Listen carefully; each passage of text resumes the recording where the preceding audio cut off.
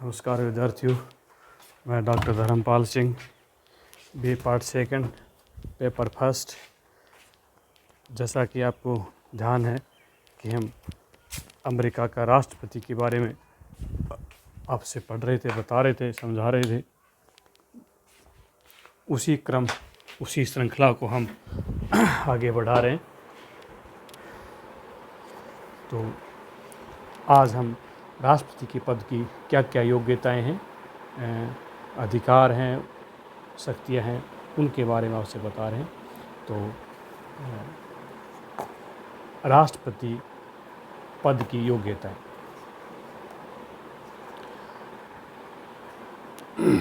जन्मजात नागरिक हो, 35 वर्ष आयु हो, 14 वर्ष अमेरिका रह चुका हो या कुल मिलाकर 14 वर्ष होने चाहिए। पागल, दिवालिया, किसी अपराध के सिलसिले में जेल नहीं गया हो। अवधि अनुच्छेद 2 भाग 1 4 वर्ष निर्धारित किया गया है। अपवाद: स्वयं त्यागपत्र दे दे, उसकी मृत्यु हो जाए, उसके ऊपर महाभियोग सिद्ध हो जाए। 22वें संविधान संशोधन में कहा गया है कि तीसरी बार राष्ट्रपति चुनाव नहीं लड़ सकता। वेतन, भत्ते, वी सुविधाएं। कांग्रेस को राष्ट्रपति का वेतन या दूसरे भत्ते निर्धारित करने का अधिकार उसके कार्यकाल में घटाया नहीं जा सकते। जनवरी 1969 को $2 लाख कानून द्वारा तय कर दिया गया। व्हाइट हाउस के खर्चे का बजट अलग से व्यवस्था की जाती है। पद निवृत्त होने पर $25,000 प्रति वर्ष मिलता है। उन्मुक्तियाँ, छूट। किसी भी अपराध के आरोप में गिरफ्तार नहीं किया जा सकता। उसके विरुद्ध परमादेश या आदेश भी जारी नहीं किया जा सकता। केवल सीनेट उसे महाभियोग के समय बुलाया जा सकता है। पदमुक्ति अथवा महाभियोग। अनुच्छेद 2 खंड 4 कांग्रेस को अधिकार देता है कि वह देशद्रोहिता, रिश्वत, अन्य गंभीर अपराधों के कारण महाभियोग लगाकर हटाया जा सकता है, परंतु प्रक्रिया अत्यधिक जटिल है। अमेरिका के संवैधानिक इतिहास में किसी राष्ट्रपति को महाभियोग के प्रस्ताव द्वारा पदमुक्त नहीं किया गया, केवल एंड्रू जॉनसन को छोड़कर। 8 अगस्त 1974 को निक्सन ने आरोप लगने से पहले ही त्यागपत्र दे दिया था। राष्ट्रपति का उत्तराधिकार। क्या क्या राष्ट्रपति के उत्तराधिकार हैं? त्यागपत्र दे दे तो उपराष्ट्रपति, प्रतिनिधि सभा का अध्यक्ष, सीनेट का अध्यक्ष, परराष्ट्र मंत्री, वित्त मंत्री, युद्ध मंत्री, न्यायाधिपति, डाक मंत्री, नौसेना मंत्री, गृह मंत्री, वाणिज्य मंत्री और श्रम मंत्री, परंतु व्यवहार में उपराष्ट्रपति के बाद अन्य को नहीं दिया जाता। राष्ट्रपति का चुनाव। निर्वाचन प्रक्रिया अनोखी और जटिल है। सैद्धांतिक व्यवस्थाएं और व्यवहारिक पहलुओं को अंगीकृत किया जाता है। सैद्धांतिक व्यवस्थाएं अप्रत्यक्ष रूप से निर्वाचन मंडल द्वारा होता है।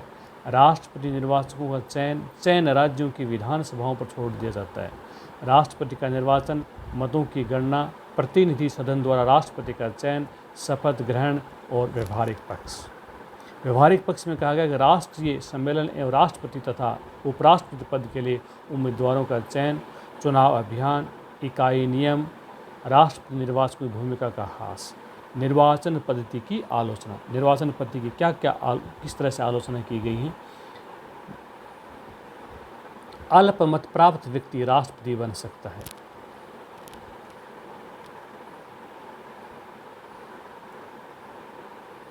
अल्पमत व्यक्ति है वो ही क्या बन सकता है?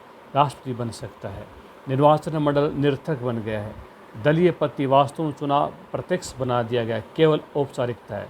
छोटे राज्यों की उपेक्षा, प्रतिनिधि सदन द्वारा भिन्न निर्णय, निर्वाचन मंडल के सदस्यों के मतदान में स्वतंत्रता। निर्वाचन पद्धति में सुधार के लिए सुझाव। पूरे राष्ट्र को एक निर्वाचन क्षेत्र माना जाए। साधारण बहुमत के आधार पर राष्ट्रपति चुने। मतदाताओं द्वारा चुनाव हो। वह व्यक्ति राष्ट्रपति द्वारा चुना जाए जो अधिकतर राज्यों में बहुमत प्राप्त कर ले। छोटे राज्यों को राष्ट्रपति के चुनाव पर वीटो प्राप्त हो जाएगा। चुनाव खर्च को कानून द्वारा सीमित किया जाए। राष्ट्रपति के कार्य एवं शक्तियाँ। राष्ट्रपति के क्या क्या कार्य हैं और क्या कह सकते हैं? दुनिया का सबसे बड़ा शासक माना जाता है। अमेरिकी राष्ट्रपति राज भी करता है और शासन भी करता है। कार, बर्न, स्टील और मर्फी। CF strong. विश्व में आज संवैधानिक राज्यों में कोई ऐसा पदाधिकारी नहीं है जिसकी शक्तियाँ इतनी विशाल हों जितनी कि अमेरिका के राष्ट्रपति की। सबसे दुनिया में सबसे ताकतवर जो पद है वो अमेरिका का राष्ट्रपति है। ब्रोगन कहते हैं राष्ट्रपति सदैव चालक का कार्य करता है या फिर ब्रेक का, परंतु कभी भी अतिरिक्त पहिया नहीं है। रिचर्ड न्यूस्टेन वह प्रत्येक भूमिका को स्वयं निभाता है, वह एक साथ प्रत्येक टोपी पहनता है। राष्ट्रपति की शक्तियाँ क्या, राष्ट्रपति की क्या क्या शक्तियाँ, क्या क्या अधिकार हैं। कार्यपालिका की शक्तियाँ कानून का क्रियान्वयन करना है, प्रशासन का संचालन करना है, नियुक्तियों संबंधी शक्ति एवं पदमुक्ति की, सीनेट के प्रति शिष्टता, समाधान का अधिकार, परराष्ट्र संबंध का संचालन, कैबिनेट का नेतृत्व, सेना के प्रमुख रूप में राजदूतों एवं प्रतिनिधियों की नियुक्ति, अमेरिका विदेश नीति का प्रवक्ता, विदेशी सरकार को मान्यता प्रदान करना, संधियां और प्रशासकीय समझौते, विदेशों में अमेरिकी नागरिकों का संरक्षण, विभागों और पुनर्गठन निर्देशन, संविधान का संरक्षण, राष्ट्रीय एकता, शांति व्यवस्था। तो ये थी कार्यपालिका की शक्तियाँ। दूसरी विधायी शक्तियाँ कौन कौन सी हैं। विधायी शक्तियाँ विधि निर्माण संबंधी शक्तियाँ। पीटर, संविधान ने राष्ट्रपति को विधायी प्रक्रिया के प्रारंभ और अंत में स्थान दिया है। कांग्रेस को संदेश भेजना, विशेष अधिवेशन आमंत्रित करना, निषेधाधिकार, विलंबकारी निषेधाधिकार, जेबी निषेधाधिकार और प्रत्यायोजित विधान। कार्यपालिका आदेश, संरक्षण शक्ति का प्रयोग, निजी संपर्क, बजट तैयार करना। और तीसरी शक्ति है वित्तीय शक्तियाँ। न्यायिक शक्तियाँ, विदेशी संबंधों का संचालन, दल के नेता के रूप में राष्ट्रपति, संकटकालीन शक्तियाँ और राष्ट्रीय नेता के रूप में राष्ट्रपति। तो ये थी राष्ट्रपति की शक्तियाँ। अब एक महज छोटा सा क्वेश्चन और बनता है कि राष्ट्रपति की शक्तियों में वृद्धि के क्या कारण हैं। तो राष्ट्रपति शक्तियाँ ऐसे क्या कारण है जो राष्ट्रपति शक्तियाँ निरंतर रूप से बढ़ रही हैं।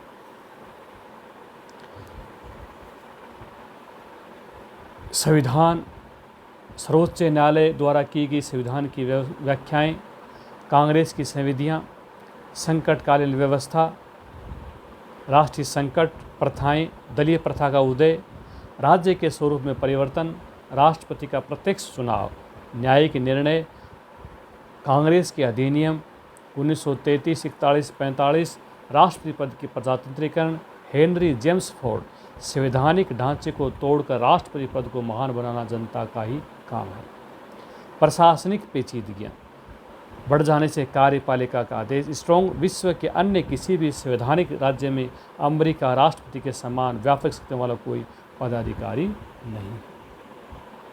राष्ट्रपति का व्यक्तित्व, Washington, Jefferson, Lincoln, Franklin, Roosevelt आदि, वुड्रो विल्सन, राष्ट्रपति उतना ही महान बन सकता जितना उसे क्षमता है। राष्ट्रपति और कांग्रेस, कार्यकाल, राष्ट्रपति का कार्यकाल 4 वर्ष, प्रतिनिधि सभा का 2 वर्ष, सीनेट का 6 वर्ष होता है। फाइनल, राष्ट्रपति और कांग्रेस शक्तियाँ एक बैंक नोट के 2 भागों में भाती हैं जिसमें प्रत्येक दूसरे के बिना व्यर्थ है। कांग्रेस को प्रभावित करने के लिए राष्ट्रपति की शक्तियाँ, संदेश, वीटो, राष्ट्रपति का व्यक्तित्व एवं राष्ट्रीय नेतृत्व।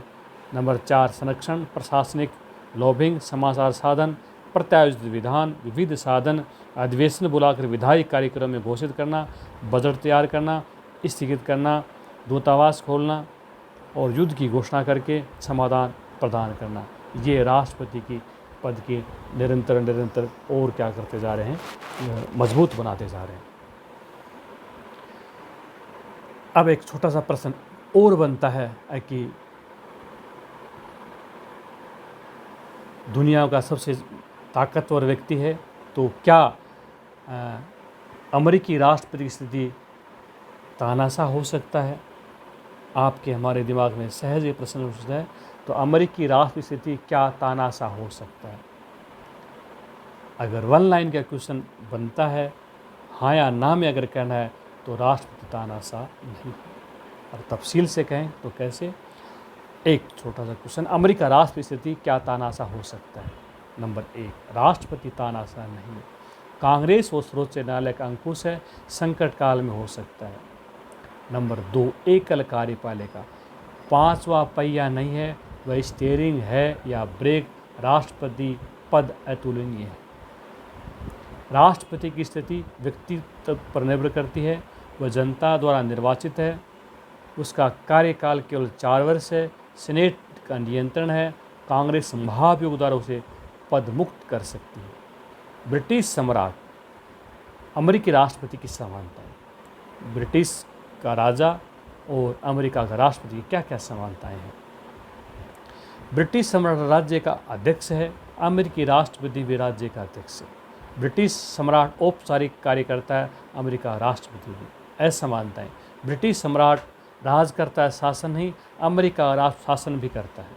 सम्राट के पास शासन संबंधी शक्तियाँ नहीं, वह विधेयकों पर वीटो का प्रयोग नहीं कर सकता। वास्तविक शक्तियाँ वीटो का प्रयोग कर सकता है। ब्रिटिश सम्राट अपने मंत्रिमंडल का परामर्श मात्र रह गया है। अमेरिका राष्ट्रपति अपने मंत्रिमंडल का वास्तविक स्वामी है। धन्यवाद।